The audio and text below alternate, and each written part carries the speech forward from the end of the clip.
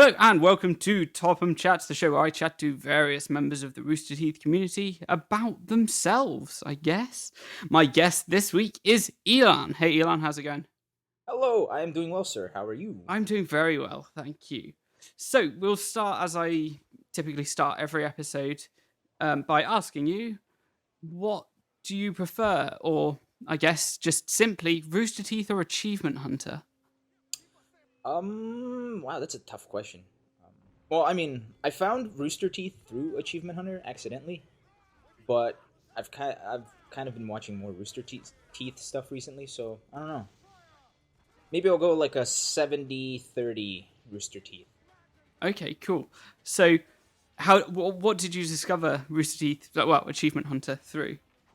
Let me think. I was playing Uncharted on the PlayStation 1 and I couldn't find like one of the hidden relics.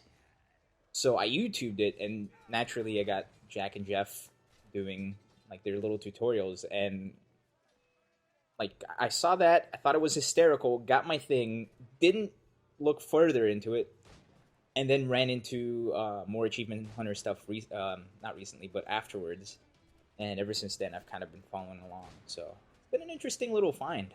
Ah, cool. So did you? You clearly saw the video, went away, and then discovered it later. Did you, Yeah. when you rediscovered it, go into the community side of things, or did it still take a while between then and the point you did join the Um, community? Actually, it took. I think I followed Achievement Hunter for a solid year or so before I found the Rooster Teeth side of stuff. And then once I found like I think I accidentally discovered the animated adventures first, and then moved on to the podcast and couldn't stop laughing every time I would listen to that. So after I found out about the podcast and everything, I found their website, and then is where I kind of made my profile on the website of what it is today. And it was I think it was still oddly recent. It was like 3 years ago now, I think. Ah, okay, yeah. It's always like a lot of the stories I hear is people see the community site way after they've originally discovered like the videos, Yeah, like the yeah. achievement hunter videos. But yeah, Yeah, I did find them through YouTube and like once I started finding their podcast stuff, I just decided to click the link to the website, and I'm really glad I did. cool. Yeah, the podcast is really what drew me back into the community site. I'd taken a massive break from it, and Mhm. the podcast really drew me back in. And actually, I bought my sponsorship so that I could watch the podcast like each week when it came out, rather than just listening to it. Yeah, yeah. Yeah, cool. So speaking of the community side of things, where do your I don't want to say allegiances, but that's going to be the word I'm going to use. Where do your allegiances lie? Are they along the journal side of things, the achievement hunter, like we can play games kind of thing, groups, forums, chat? How did you kind of interact with the community? Well, I did mostly journal stuff. Um, I what was it when I made my profile. I just kind of started posting journals here and there, and yeah, and like kind of through that, like I just kind of met a couple other people. But I was pretty, I was, and I still like to think I am pretty low key as far as when it comes to the community site, because I usually keep to myself a lot. But yeah, through posting journals and kind of getting to interact with a few people here and there through the forums and through groups, that's where like I met some of the great people that I do now, that I know now. Ah, cool. So, I guess still going on community things, but more towards meetups. You went to RTX 2013 and things happened there. So could you tell us a bit about that? Yep. Well, um, yeah, RTX 2013. That was my graduation present from school, from college. I told my parents that I really wanted to go to this, and they said, "Okay, well, I mean, we can pay for that since you just graduated school. We'll give it to you as a gift." So I went by myself. Um, so it was a really interesting little trip because as soon as I got to the floor the first day, I just saw that they had a booth with trials, and me liking trials, I just went and played. And surely enough, later I found out that it was for the Gauntlet 2 stuff. But but yeah, no, it was really interesting. It was the first time I had ever flown out of state by myself, and it was the first time I've ever gone to. No, it was my second con. Sorry, it was my second like convention type of thing. But it was the first time I went on my own and like didn't know anybody.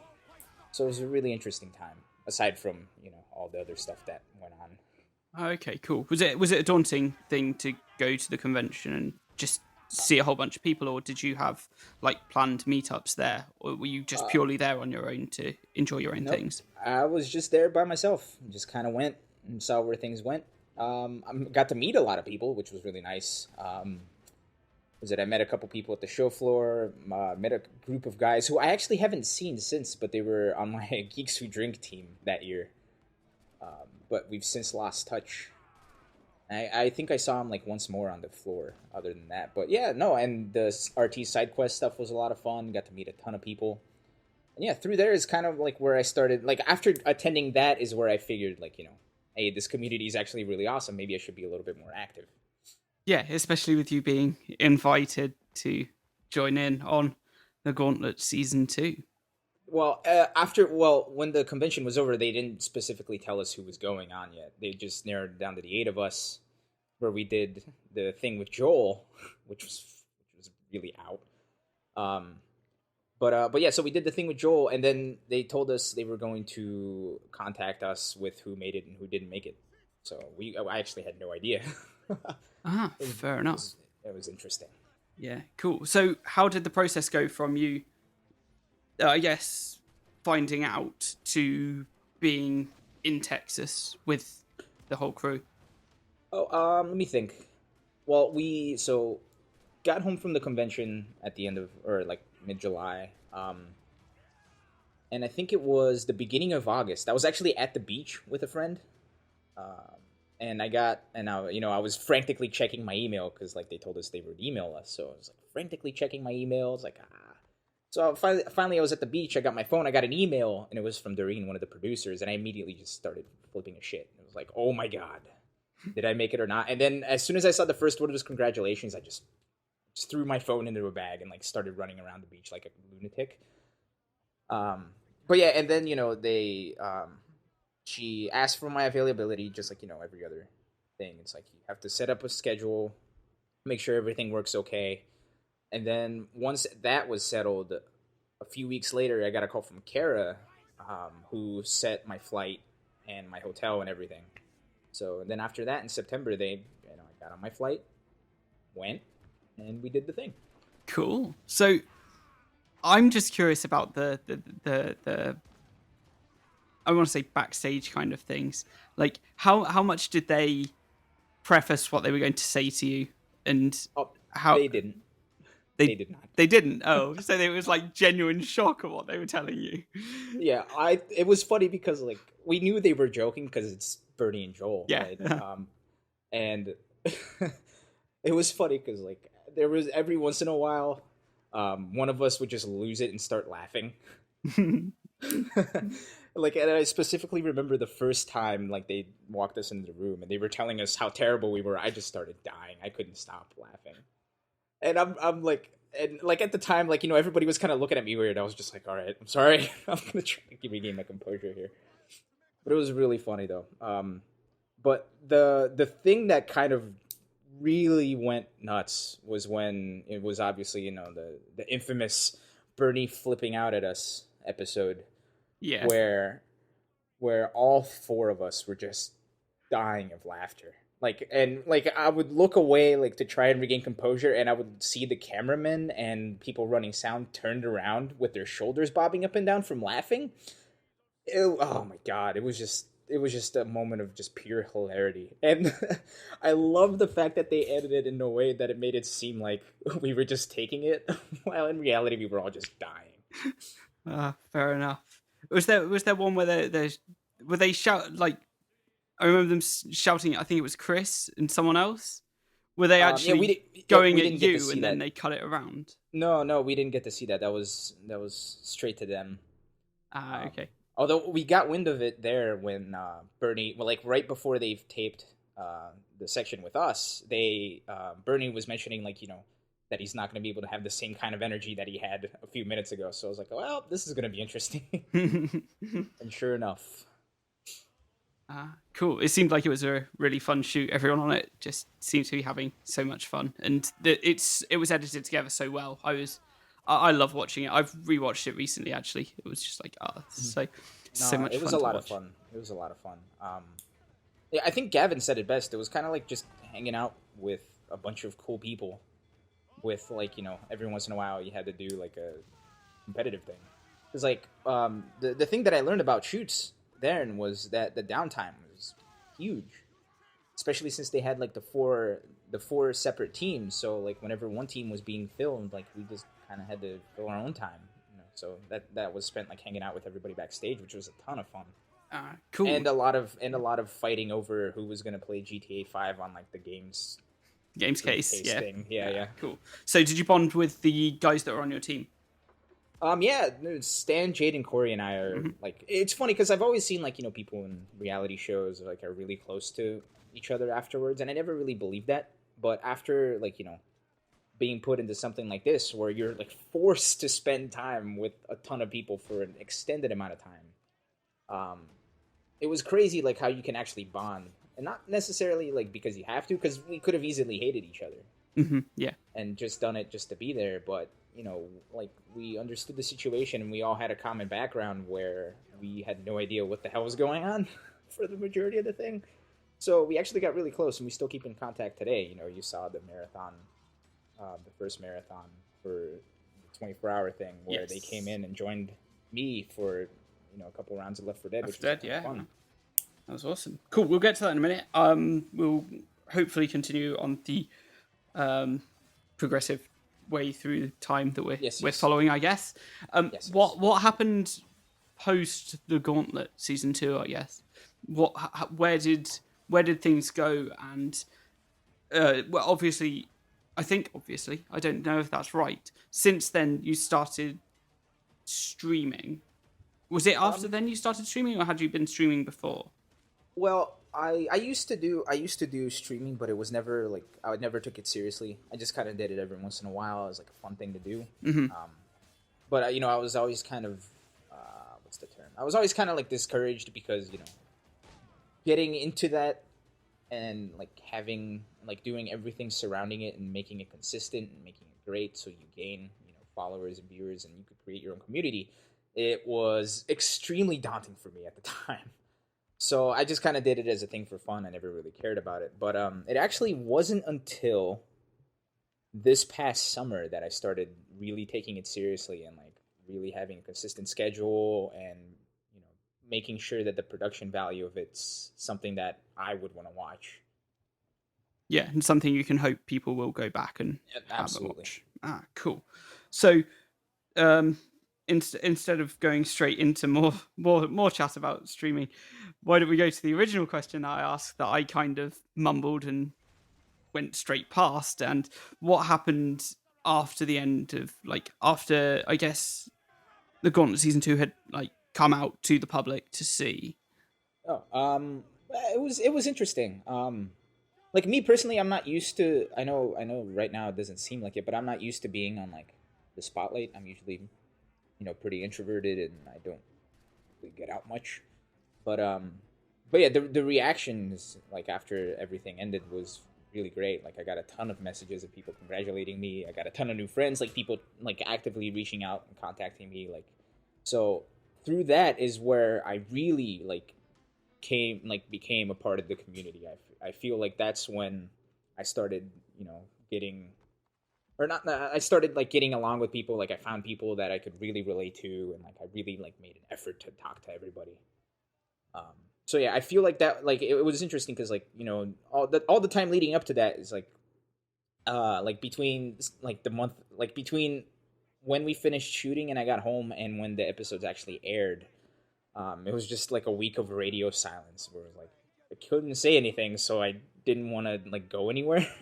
Yeah, because they had me under contract, and so I just kind of like stayed away from everything just so I wouldn't fuck it up. And but like as soon as everything started coming out and people like started contacting me. They're like, "Hey, this is awesome. You were great." It was like, yeah. So it was really cool. Like, I'm not usually somebody who gets attention a lot of the time, but I know this is starting to sound really sad. I apologize. It's fine. But yeah, yeah. So I feel like when everything ended was when I started like actually engaging with the RT community, and like when I actually like began to like become active in it, as opposed to just having an account and posting every once in a while. Okay, cool. So yeah, let's now step onto the streaming side of things. Okay. Um, so you said that you really wanted to put in effort to um into the streams. Are there many people that you follow on Twitch, because that's where you host your streams, that you look up to, and Yeah. that it like helps influence how you do set up? Yeah. Well, I didn't really use Twitch for viewing as much as I just kind of used it for just for streaming purposes. Like like I was never really interested in like people streaming. I was just kind of doing it as a fun thing. But I wound up running across a stream that I started watching consistently. His name was Elegy of Games. And I started watching his stream, and he was just at the point where he had gotten a partnership with Twitch, so he was making his money through Twitch. And I started seeing like how he did things, and through him, I learned a lot about like the Twitch community and like the streamers and like some of the other people, because like he would always like kind of point his chat to somebody else's stream once it was over. So I finally like I got to see like how cool, like how tight knit the Twitch community can be, like especially for like some of the starting out streamers and some of the streamers that are already huge. Like they're all really genuine people. And through him, like, and I wound up actually sending him an email, like asking, like, oh, how did you get into this? Like, what did you do? Like, et cetera, et cetera. And we actually like began communicating back and forth. Him giving me a lot of advice about like starting streaming and everything. And he pointed me to some other streamers who were now at the point where they were making enough money to make a living off of streaming. And I got to see their streams, and I got to meet them, and I got to interact with them, which was such a cool thing. And after experiencing all of this, I decided that, hey, maybe this is something I could totally do. Like, I'm going to try putting my best effort to it. And if it doesn't work, I can say it was a fun thing. And if it works, it works, So we'll see what happens. I'm still learning, still in the very beginning process of it. Cool. A very, very open philosophy about how things are. I Mm-hmm. I admire that kind of characteristic in people, that they're just like, hey, I'd like to do this, but if I don't, then things are okay. I tried, so yeah, it's cool. What what kind of games have you been playing on stream? Let's see. I think I've played a shit ton of games at this point. Yeah, I know. Let's see. Well, the thing that kind of got me like moving, streaming wise, was I started streaming a game called I Want to Be the Guy, which is notorious for being like a super hard, super ragey game. So yeah, I started streaming stuff like that. I'm trying to remember what I streamed before that. But I cannot remember what it was. Fair enough. Shit, I mean, I'm gonna have to look. But yeah, I don't know. But yeah. So I started like really like putting some effort into it. I started like I gave myself a consistent schedule that I was going to do, and I was going to try my best to follow up with that schedule every time and make it consistent, so that people knew like what time I was streaming, because I would do it so often. And it got to the point where I was having specific shows on certain days, so I would have like a ton of different like people come in for all these different things, but nobody would stay. It was just one of those like, oh, this was awesome, okay, bye. Right. So I started doing just consistent content. Like I would pick one game and I would play it until the end and then move on to something else. Because before it would be like, oh, I would play this type of game on a Monday and then this type of game on a Tuesday, and then something completely different on Wednesday. It was like, like I didn't know what I was doing, and I feel like people didn't know what I was all about. but like once I finally like hammered down like to do like the consistent gaming and like the consistent style of gaming, I feel like I started getting a bit of a following then, and that's where things started taking off, which was awesome to see. Wow, cool. Um, what's been one of your most favorite games to stream recently? I've seen you play Curse of the Necro Dancer a few times, and that's always amusing to watch. But whether you enjoy it or not might be something entirely different. No, that's a really fun game, man, and it's kind of sad because like where I live now, I can't use the dance pad because I live on the top floor of a house. Ooh, So if like just stepping places creaks the house, I don't want to jump because I might fall through the floor. But it was funny because after I started streaming, I want to be the guy. I went through all of the hard ragey games then, and it eventually came up. I eventually came into I want to be the Bashi, which is apparently like a really well known game. It's made by a guy named Solgren, and I started streaming that, and that was one of those games where it was so ridiculously hard and so ridiculously difficult and precise that it took me, I think it was close to 2 months to beat it. And I went from beginning to end. And that's where I started getting consistent. I feel like it was during that game where everything started falling into place and I knew what I wanted to do. And beating that game was, it's like, I don't know why, but it's like one of the highlights of my life. Because it was just like, the immense struggle and like just me banging my head off a brick wall for 2 months and it finally ended. So I was like, oh, this is cool. I like this. nice. Yeah, every time you go live, I get the email notifications, and for a long time it was just Boshi, Boshi, Boshi, and I was like, okay, I suppose I should like drop by and check out what this game is about. So I was like, oh god, yeah, daunting game. Yeah, and it was really cool too because Solgren, the guy who created the game, actually came and hung out for the duration of that, and I was not expecting it, but he was such a cool guy, and we've been in contact since too, which is really nice. So we'll see where that goes. Hey, maybe I'll get his new game. Cool.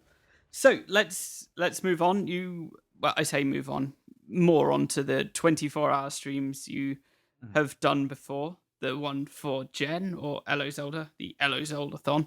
How did that all come about, and what made you be like, I'm going to step up and try and reach out to as many people as possible? Well, here's the thing. After the stuff with the Gauntlet came out, Jen and I started like tweeting back and forth and being funny and like exchanging snark, and we got along really well. And this all led up to this year's RTX where we were both Guardians and we hung out a lot. And then as we the last day we were there, we got together for breakfast. It was her, me, Audrey, who's another person who's well known, I think. Yep. Yeah, she is. Yeah, the three of us plus a couple of other people got together for breakfast the last day we were there on Tuesday. And on our way back, we walked back and then we said our goodbyes because we didn't think we would see each other again. And then we went our separate ways. And sure enough, I'm waiting at the bus stop and I hear Zelda going, "Oh, is that Ilan?" I was like, "Oh, great." in a good way. Yeah. So yeah, so it was kind of like, "Oh, I thought we said goodbye already. This is awkward." And then we found out we were so we took the same bus to the airport. And then we found out we were on the same flight. Yep. Going home. So it was like, well, this is interesting. So we got to talk a lot more and like actually interact with each other face to face, which is always better than Twitter and the Rooster Teeth site. No offense, but yeah, like the human interaction is a great thing. But yeah, so we got to talk a lot, and I had kind of I had kind of known about the possibility that wasn't all certain yet, but she kind of mentioned that she might have cancer. Mm-hmm. So that was a thing that kind of stuck in the back of my mind, and especially since after it was never something that came up in conversation, but after we went our separate ways at the Detroit airport, which was an adventure in itself because that airport's crazy. Mm-hmm. After we went our separate ways, it kind of hit me that was like, oh right, that's a thing. So it kind of stuck in the back of my head with that because it's we get along so well, and the fact that this was a thing, it was it sucks. Like, this is fucking terrible. So sure enough, we went our separate ways after hanging out for most of the RTX thing. I got home, and sure enough, I see the thing that was like, well, that she posted on Rooster Teeth. I was like, well, it's cancer. And that was one of those things that was like, oh shit, that's not good. Yeah, that made me sad as well. Really not good. And like, especially since like we got to know each other in such a way that was like, I felt genuinely terrible because I know I've had family members and friends go through all that stuff, and it's absolutely not something I would wish on my worst enemy. So yeah, like, so that was sticking in the back of my mind. And then so things were going. I was, just kept thinking about it, and I saw Audrey contacted me about sending her a care package, and she was gonna do a thing where she put a bunch of like inspirational messages written on little slips of paper on a tin box, so that whenever she was having a shitty day, she could just take that out and look. And that's where I started, like, formulating things in my head. It's like, oh wait, I used to, one of my close friends who had to deal with this, like, lost his house because of financial issues with cancer. So I was like, okay, is that going to be an issue? So I sent her a really sneaky, like, kind of prodding the situation message on Rooster Teeth that was like, hey, so I know money's usually an issue. Are you going to be okay? And she's like, well, I don't know. And that's when I was like, all right, I feel like she needs help in that department. Like, 'cause she kind of tried to say yes, but she also had no idea. Because, the bills don't come in until after all the stuff is done, which is stupid. Like, and I'm sure people know my stance on it already, but I just think it's really dumb that medical procedures like this, like, so you have to deal with cancer and going through all these surgeries. And then on top of that, you have to, be burdened by financial problems on top of that. So to me, that's just absolutely asinine, and I hate that. So that's where things, like, kind of began clicking in my head. It's like, oh, why don't we do something really huge to help her out emotionally and financially through this? Because I know she was going to have her surgery on actually, at the time I thought it was a Wednesday. I don't know why, but it wound up being on a Friday. So I decided that I wanted to do something huge as a kind of a send-off and good luck type of thing for her that weekend before, and it turned into what I thought was a 24-hour marathon.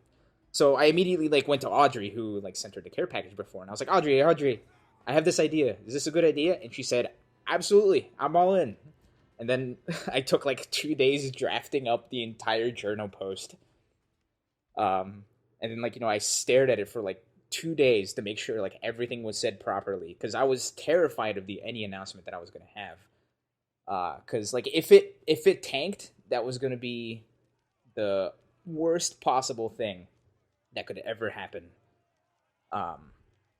Like, that was the one thing I was really terrified about, is, like, if I had this grand idea and it all went to shit and it just crashed and burned entirely, I was going to look like an absolute fool, and I was going to be absolutely terribly off, and it was going to be terrible for everybody involved. But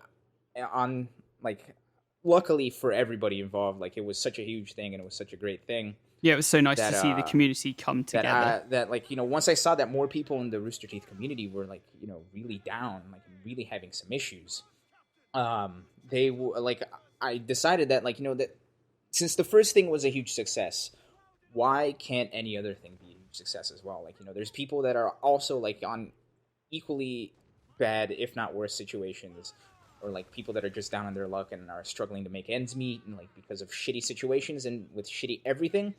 So it's like, I don't know. Like, I just want to, like, make sure everybody that's involved with this, that's having a shitty time, doesn't, like, I want them to know that there are people that genuinely care. Because online you get, like, such a stereotype of people being negative and, trolls and all that stuff, and I just want to show the good side of the internet as well as the bad side.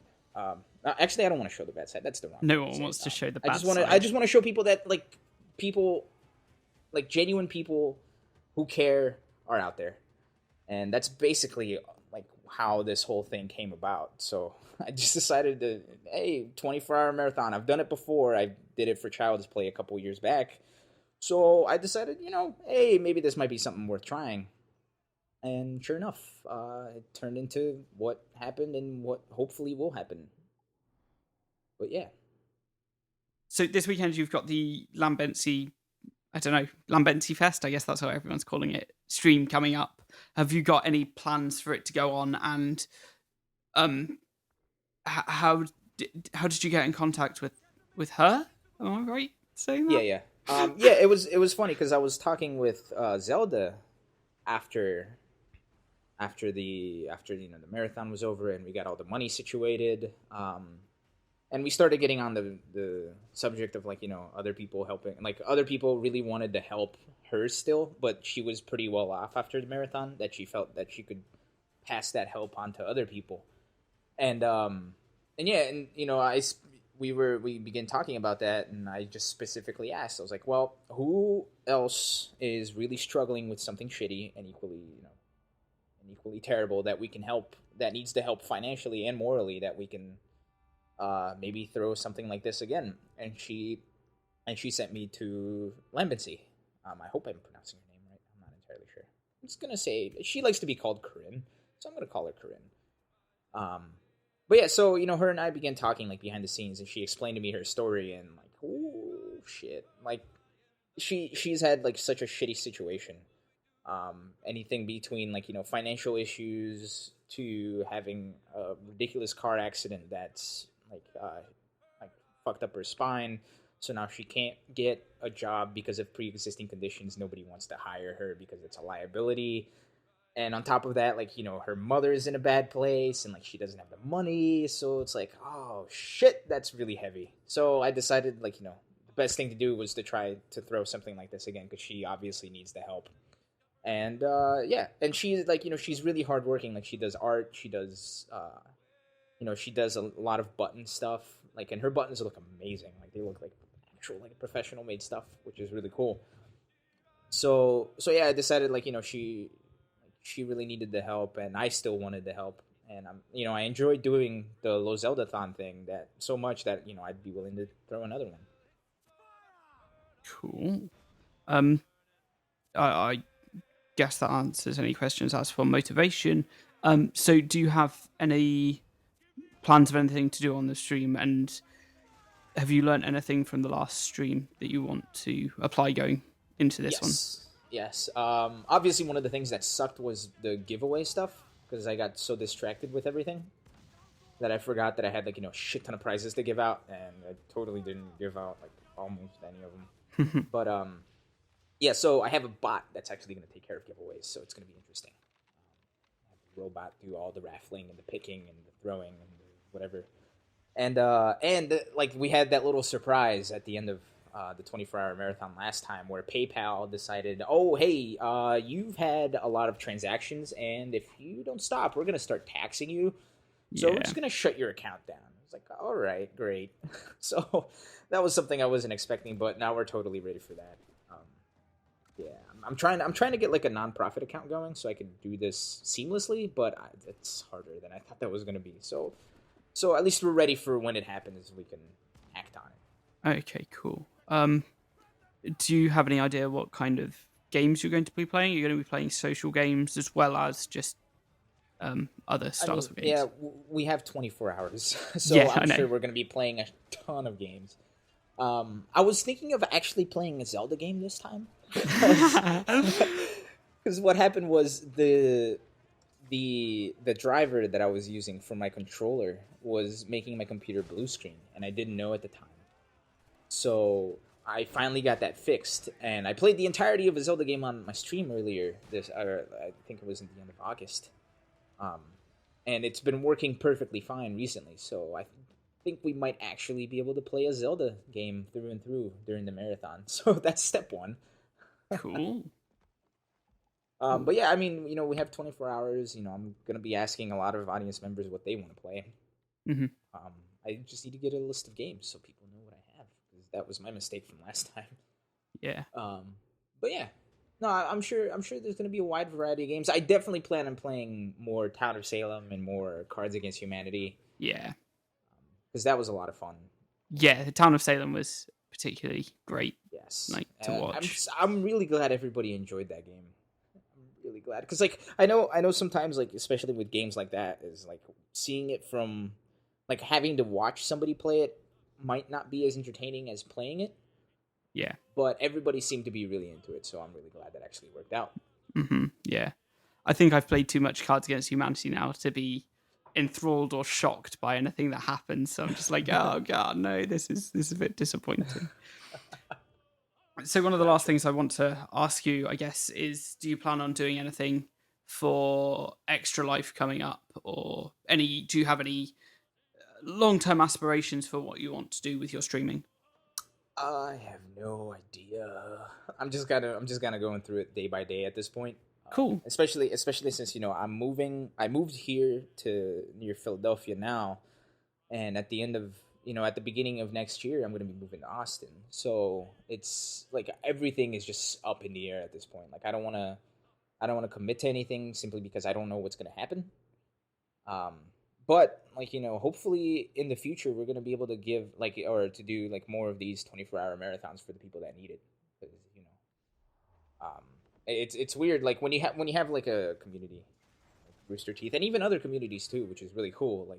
Yeah. Like I'm a part of the Lord Cat Mafia, and he lent me his channel. Like he had me playing on his website all day during the 24-hour thing, which was awesome. Ah, cool. Um, and we had I know I spoke a little bit about Man versus Game. He also was a huge driving force. Like he got Team Meat to donate to us during the last 24-hour marathon. And they like pimped us out a little bit on their Twitter, which was ridiculous. That's cool. We also had Ezekiel the Third, who I actually just got an email back from today, so he's going to be helping us out again, which I can't wait. And like all these people are so genuine, and then like they were really eager to help, especially the people in the RT community. Like everybody was just right on board, like no questions asked. It's like, hey, somebody needs help, let's do it. Okay, everybody was in it. Yeah, even if you can't donate, the people are still raising awareness to try and get other Yeah, people to join in, which was excellent to see. yeah, and that's a thing I think that people overlook quite a bit is that like whenever you're having like a marathon or something like that, it's like people that can donate will donate, and that's going to be plenty. But the people that can't donate can still be a part of it, just as the people that are donating. It's like you don't have to have money to go have fun and support the cause. You know what I mean? So yeah, that's why I feel like that was such a great thing, is because people realize that hey, even if I don't have the money, I can go hang out and have fun, and celebrate, giving somebody moral support to the battle that they're going into now. So. Ah, cool. So I guess we've reached near the end of the show, where I would like you to ask me a question, so we can try and find out a little bit more about your mysterious host. Okie dokie. Let me think. Question I would like to ask you. Okay, you said you're from England, correct? Yes, I am. Okay. What is your favorite food in England? My favorite food to go out and purchase from like a restauranty kind of place, or just to cook on my own? Both. If I were to go out, it would. Well, I don't know what it would be if I were to go out. I'll think about that while I say that my favorite thing to cook is chili kind of thing, vegetarian chili. I'm a vegetarian, so that's a Oh, okay, cool. that's a big thing. But yeah, I love cooking spicy food, and recently things have got a lot more spicy as I'm slowly ramping up the amount of chili I put in things. So I'm just like, oh god, no, chili everywhere. And I guess when I go out to eat, which is infrequent, I will say, just grabbing a decent veggie burger, I think, with some proper. I'm going to say chips, and that means something different to Americans. Yes, I know French fries. There you go. the fried potatoes. Fries. Yeah. So yeah, that's something I enjoy. But there's also Nice. a place that does like this salted cheese halloumi and sweet potato salad that's also excellent. But That sounds great. that's it's very healthy, and it comes with sweet chili sauce. I'm just like, oh, this is the best. Have you ever been outside of England? I lived in Singapore for 6 months, and I pretty much ate Indian food exclusively. If I wasn't living there for 6 months, and yeah, like having Indian food all the time, I'd probably still be eating a whole load more Indian food now. But like, oh, I love the cuisine and culture over there. Actually, in Singapore, it's phenomenal. So Thanks. yeah, I've been fortunate enough to have the opportunity to go over there. What brought you there? I was It's my show now. I'm going to interview you. Okay, cool. So I was at university studying chemistry, and we had the opportunity to go on a 6-month placement. There was a university over there that was offering placements to people at our university. There was a group of 5 of us that went over, and we all just had the most wonderful time studying in a research lab over there. And yeah, it was a great opportunity because it really helped me find out a lot of things, and it pushed me to be the healthy, enthusiastic person I am today. Actually, while I was over there, I think I was slightly interacting with the Rooster Teeth community, and that kind of helped keep me a bit rooted as well with how things were going on. And yeah, it was yeah, an amazing 6 months that I spent there. And everyone over in Singapore, there's a real sense of community because over there no one really cooks food. There's food courts everywhere, like within minutes walking distance of one another. So everyone would always go and get meals together. Like maybe you might have your own breakfast, you might have some cereal in the morning, but everyone would have lunch and dinner together, and you might have them with 2 different groups of people, but you'd never be alone. And I really learnt my sense of community there, and it's something that I would strive to have anywhere I were to live, should the community be receptive and that kind of thing to it. But England isn't really the place that does that. But that's anyway. That I got a bit distracted. Well, what was the biggest difference you found in, or actually not the biggest difference? What was the biggest difficulty in adjusting from moving to England to Singapore? Oh wow. I found that I think it was more difficult for me to come back. Not going there. Going there was fine because I was with a group of people. But there was always things to do. I could always chat to people. There was always people around to do things like every day of the week, and things were great. But when I came back, it was the fact that not everyone was around all the time, and yeah, I found coming back a lot more difficult than I did going there and settling in, which might sound weird to say, oh, I'm home, but I don't feel like I belong here. It was a very, very strange feeling for me to experience that. Was there any difficulty with language barriers or No, language? they speak English over there, but they also, because it's such a diverse culture, there's typically Indian, Chinese, Malaysian, obviously Singapore natives, but the primary language is English. There's Thai people as well. Let me ask you this: what's the one most memorable thing that you took away from living in Singapore? There's an event on called Ultimate Challenge, and we started at 2 p.m. in the afternoon and exercised and trained in Taekwondo until 10:30 at night.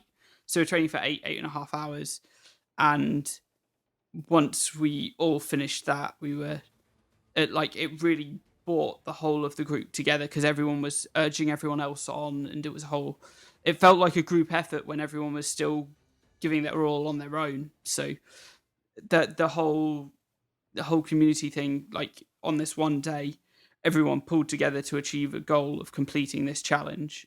Really sticks with me. I can't forget the importance of the things I learned, like on not just on that day, but with the whole club in general. But yeah, that was one of the most amazing experiences. But to train for 8.5 hours is a bit treacherous, especially with the temperatures over there because it's rather warm. Yeah, I know it's really hot there. Yeah, wow, that's really awesome. That's really cool to hear. I had some pretty interesting experiences in Singapore, and yeah, it was great. But yeah, let's wrap it up there. Okay. Ilan, thank you very much for being my guest. Would you like to promote yourself? Where can we find you on Twitch, Twitter, and the Rooster Teeth site, and anywhere across the internet you would also like to tell us about? Okay. Well, I'm on Twitch. I'm Bluefire132 on Twitch. It's www.twitch.tv, not .com. Twitch.tv /Bluefire132, just all one word, simple spelling. And I'm Ilan121 on Twitter. It's ILAN121 on the Twitter, and I'm just Ilan on the Rooster Teeth site. So everybody can look me up there anywhere, and I'm sure to respond and interact. Because I have nothing else better to do.